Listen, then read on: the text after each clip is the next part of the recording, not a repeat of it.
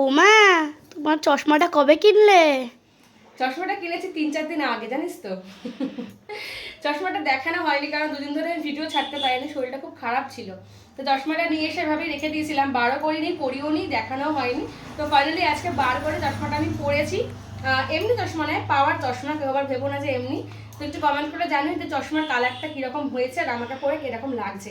আমি pink colour খুঁজেছিলাম, প্রায় 3-4টা দোকান ঘুরেছি আর কি পিঙ্ক কালার জন্য, একটা স্কোয়ার ফ্রেমের মধ্যে পিঙ্ক কালার চাইছিলাম।